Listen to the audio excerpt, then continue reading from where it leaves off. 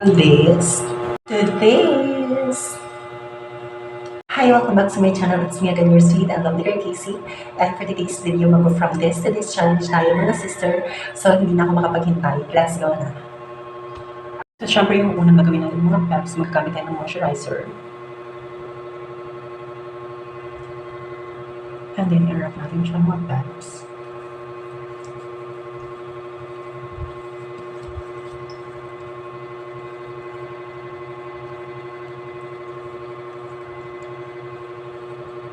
Ayan, so pagkatapos natin ng moisturizer, gagamitan na tayo ng concealer.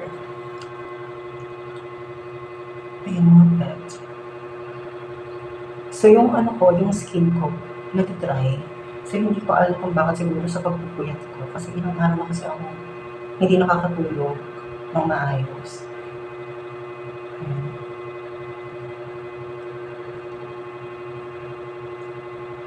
So yung natin ngayon, banggang-bangga dapat yung concealer natin kasi nga dapat maputi kasi color yellow yung ilalagay natin eyeshadow. So babalikan ko kayo mga sister kapag na-finish ko na to or na-blend ko na to sa mukha ko. Sorry mga sister na hindi ko kayo nabalikan.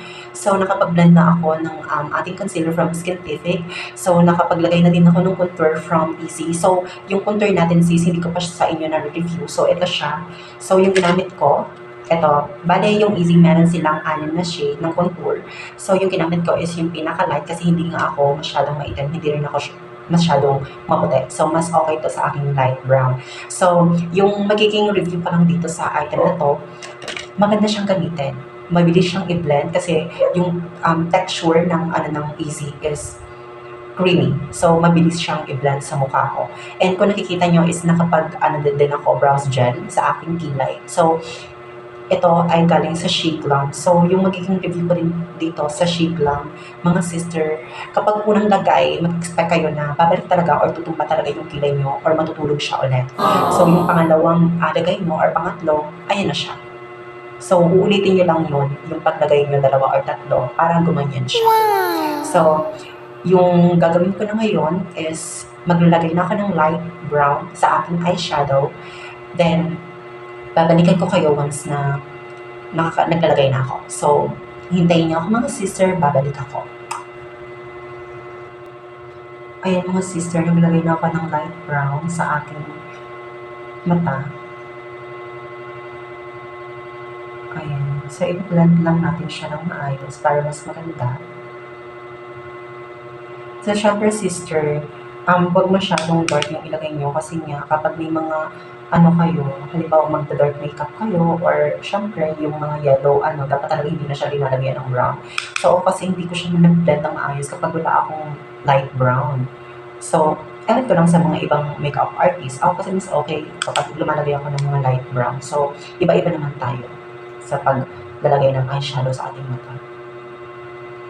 Ayan. So, yung gamit kong eyeshadow from Love Story. So, nabili ko siya sa TikTok. So, yung kasi nito sis, yung magiging review ko nito, yung parang dry siya.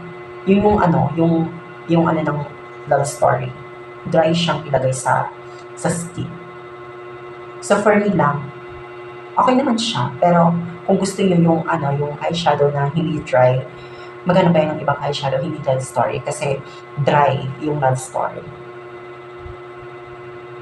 Yun ang para sa akin. Pero yung contour, maganda. Yung contour ng Love Story, sa mga palette nila maganda. So, nalagay ko na din siya ng isang araw sa aking mukha. So, maganda siya.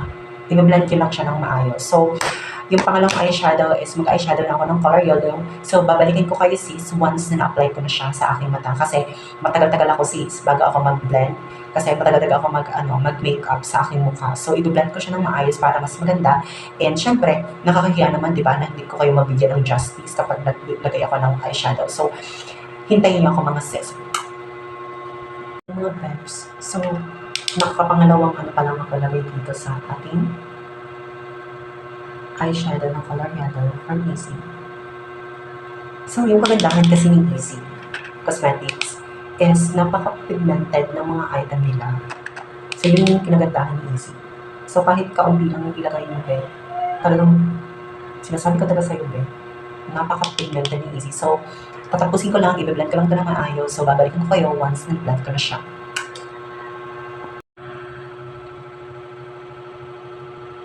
So, ayan na siya, sister. So, kung nakikita nyo, naglagay ako ng yung parang, yung familiar kayo yung parang sa Korean. Ayan, naglagay ako niyan kasi lalagyan natin siya ng highlighter na color white from Get Ready With Me. Ayan, so, babalikan ko kayo mga sister once na natapos ko na itong circle ng mata ko.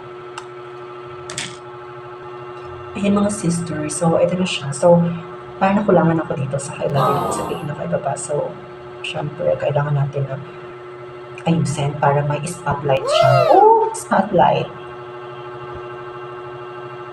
Ayan. Syempre, dito din sa kabila.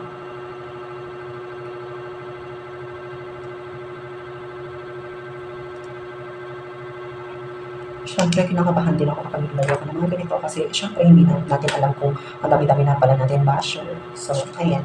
So, hindi pa ako naka-mascara. So, hindi pa rin ako naka-nose line at hindi pa ako naka-blush on. So, babalikin ko kayo sis kapag naka-mascara na ako. So, ito na siya mga sisters. So, ayan. So, yung magiging review ko lang dito sa ating highlighter na ginamit dito sa ating pang-Korean na mga eme-eme. So, from Get Ready With Me, bilis niyang ilagay sa mata kasi napaka-pigmented. Katulad siya ng product din ng Easy. So, napaka-pigmented din. So, kung gusto nyo, yung ganitong highlighter, mabibili nyo lang siya sa Get Ready With Me. So, 149 pesos lang siya. So, kung gusto nyo bumili sa TikTok, meron din sila account. So, hindi ko lang sis alam kung meron sila sa Shopee. So, kung gusto nyo ganito, magbili na kayo. So, wala pa akong nose line, wala pa akong blush on. Babalikan ko kayo mga sister kapag tapos na ako contour sa aking ilong at makapag-brush on sa aking pisngi. So, hintayin niyo ako. So, bumalik ako. Ayan. Sasabihin ko lang sa inyo, sis, napakaganda ng yung ginamit kong contour. So, pwede pala siyang, pwede siyang pang contour para sa akin, 2-in-1 siya. So, pwede siyang sa pisngi, pwede din siyang pang contour. Yung sa mga brown, ayan, kung brown yung gagamitin nyo, pwede siyang gamitin pang contour. So, kung gusto niyo naman ng pang pisngi, ayan, meron silang So, ang dami-dami pala nilang mga color na yung pwedeng bigay sa customer. Ayan. So, ito na yung mga sisters. So, napakaganda niya pala. So, ito sister, since na-cream siya, kapag naglagay kayo nito, i-powder nyo para maset siya ng maayos. Ayan, para hindi rin siya mamuo sa mukha nyo. Kasi kapag hindi nyo siya tig-set sa powder, mamumuo yan. Kapag lumabas kayo, pinapawisan kayo, mamumuo yan, tsaka yung tinatawag nilang kiki. Ayan. Ayan siya. So, tatapusin ko lang to. Babalikin ko kayo kapag naset ko na siya sa powder at nakapag-nose lang na ako. Hi! So, ito na siya mga peps. So, linagyan ko lang siya ng highlighter. Ayan na siya. So, yung gagawin natin ngayon is maglalagay na tayo ng lipstick. So, yung gagamitin natin is from Maybelline. So, shade number 10 and shade number 62. So, yung mangyayari mga sister is paghahaluin ko siya. So, yung uunahin ko is yung shade number 62 kasi mas light yung 62 kaysa shade number 10. So, yung shade number 10, pangalawang coat na siya. So, let's go mga sis. Excited ako kasi, ayan, challenge na sa akin. So, let's go ng mga bets. So, itong shade na ginamit ko mga sis, ito yung shade number 62. So, yung makatapos maglagay.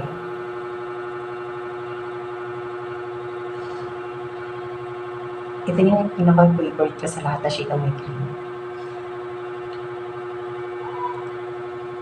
Ayan. Ayan na siya mga sister.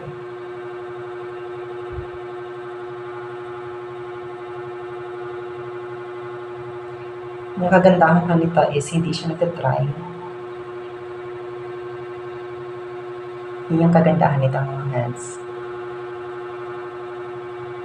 Ayan. So, pagkatapos natin ng shade number 62, syempre huwag natin kakalimutan yung shade number 10. So, yung shade number 10, ito yung mas dark.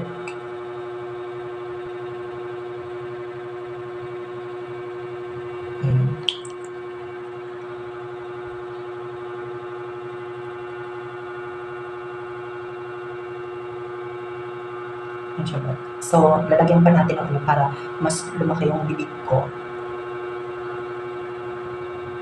Dito sa part na to.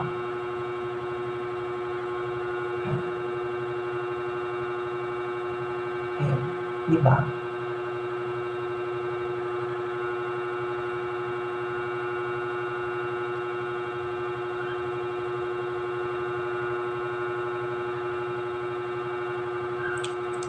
Ayan na siya mga babs. So, yung kagandahan kasi ng Maybelline, so i-review ka lang to, is ano siya, para siyang lip gloss matte. Kung familiar kayo sa product na yan, para siyang ganon. Hindi siya agad-agad nawawala. Yes, nagtatransfer siya the way na kakain tayo, the way na iinom tayo, nagtatransfer siya, pero hindi siya totally nawawala. Yung kagandahan ng Maybelline, yun po yung kagandahan ng Maybelline. So, kung gusto niyo siyang i-try, yung mga na-try ko is from Easy.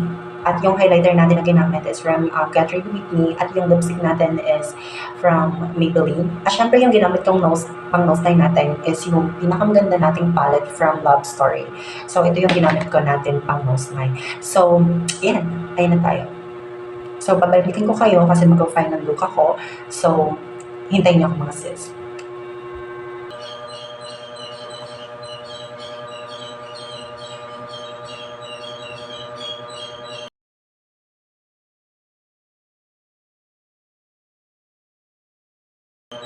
Again, this is your sweet and lovely girl Casey. Thank you so much for watching and I love you all.